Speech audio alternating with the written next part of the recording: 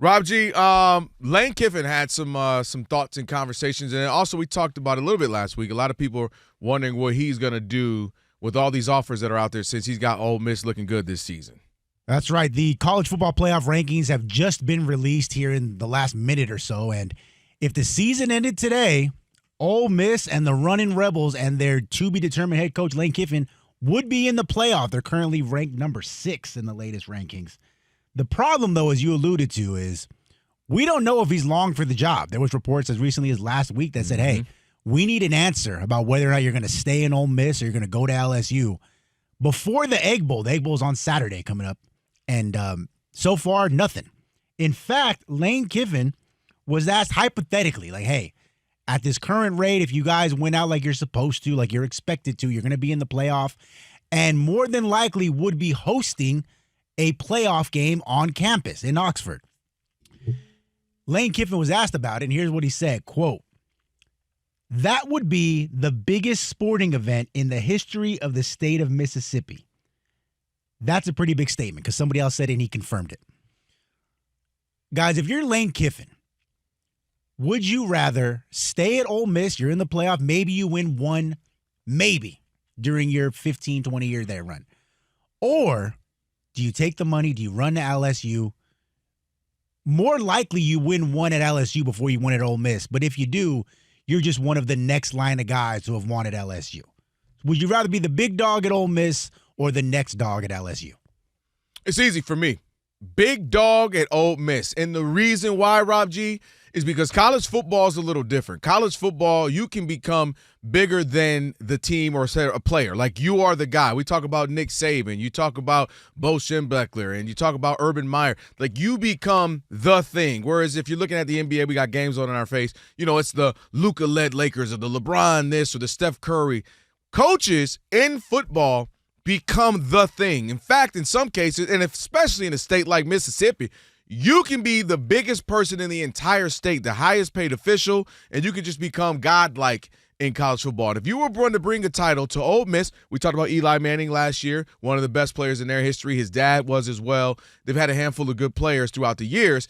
If you can bring a title to Ole Miss, beat some of these other SEC teams, and you never know, especially with current day and age, Rob G and Rob, where you have NIL money, you got transfer portal, which allows you to get players much quicker. You can become a powerhouse much easier now than you could have in years past. And who has become a powerhouse with the NIL now? Like who aren't the blue bloods who always win? I won't say powerhouse yet because we got to finish it, but a great example is Indiana. Like out the blue, Indiana last 2 years when they win a national really championship. That's what I said, but I'm saying now Indiana it can become really good. I'm going to wait for them to win a national championship, and the turnaround has been tremendous. Vanderbilt as well. Okay. Like you can turn programs around much quicker. Ole Miss, for example. I agree with that, but I don't know if you can win. And that's what I said. We'll see. And he is in an instance where he can win it. Couple quick points.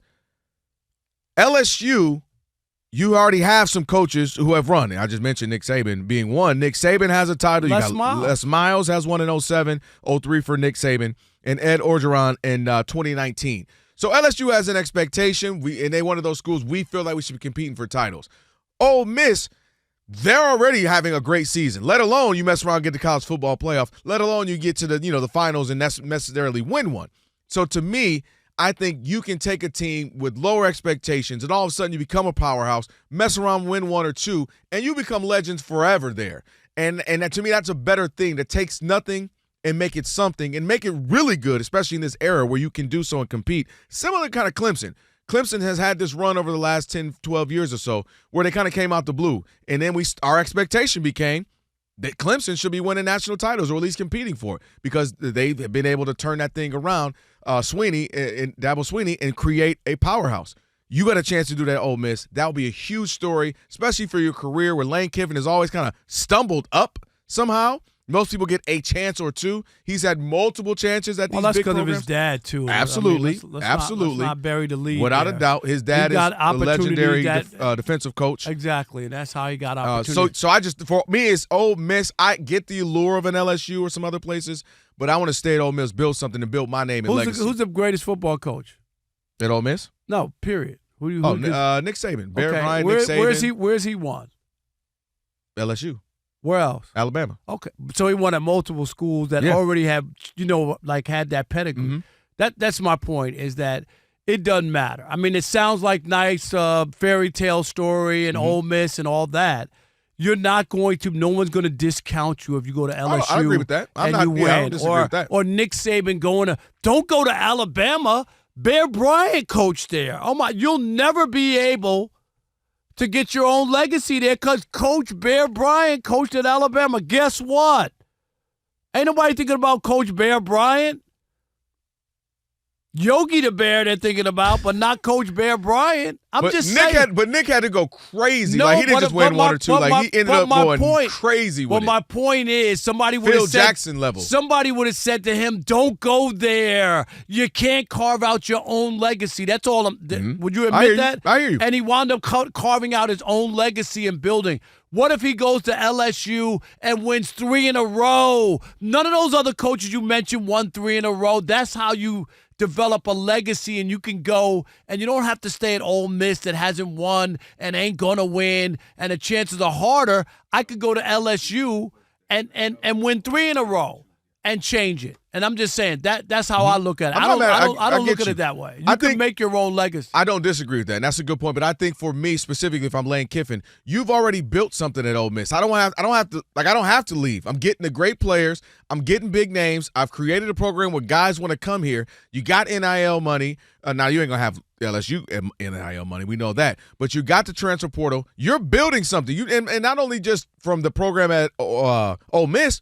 You're building something for yourself, right? Because I mentioned he's failed a lot of places and he talked about it.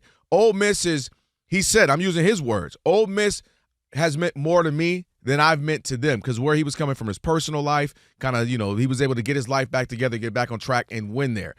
Plus, me and you talked about this a few weeks ago. The way the governor be meddling down there in LSU. Hold up. I might need the governor to leave me alone. So, Ole Miss, I might have to stay over here because the governor governor of Louisiana be jumping around in LSU. Hello, governor. Hello, governor be jumping in the business a little bit too much. But I listen. I get the allure of the a couple of big schools, LSU being one of them, and some other schools that have been mentioned. I get the bigger allure, the pull there.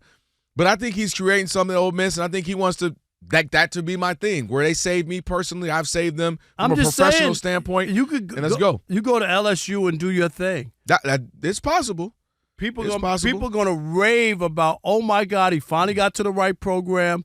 And not only did he win one, Nick Saban only won one there. Guess what? He ran off 3 championships in a row or back-to-back or whatever, and that's how you make your name. And that's how you develop. What if he wins 3 in a row at Ole Miss, Rob? Well, what's the chance of that? What's the chances he wins 3 in a row at LSU? Well, better than Ole Miss. I don't know if it is 2025. I viewed again this 10 years ago. I've been with you, but now, man, again, you can get players. You can guys don't want to stick around. I just don't see anybody winning yet. And when they break through, when Indiana wins the national championship, I'll buy into it. Well, listen, I do think. I'm just I serious. hear you, but I'm saying because this is new. Like we're in our sophomore, junior year of all this NIL and transfer portal. But Indiana's beating up everybody. They're 28.5 point favorites. So we got to see. So now if they don't win the big game, then I'm going to have to take a look back and go, really?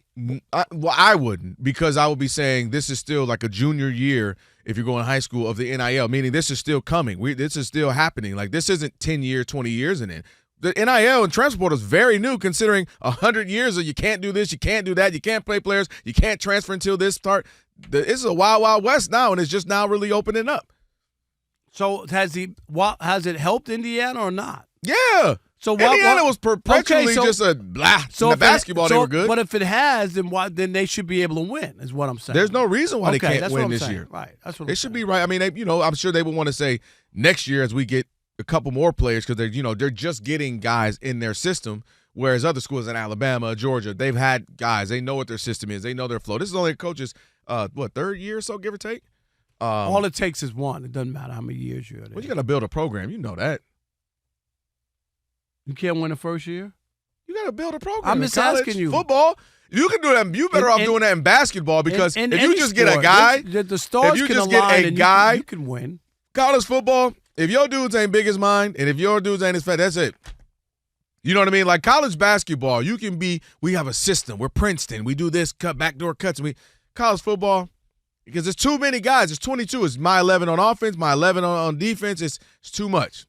That's why you just don't see, random teams get blown out. Like if they had a March Madness in college football, you would never see Butler get a shot. Butler ain't beating Georgia in, that kind of a football version of that.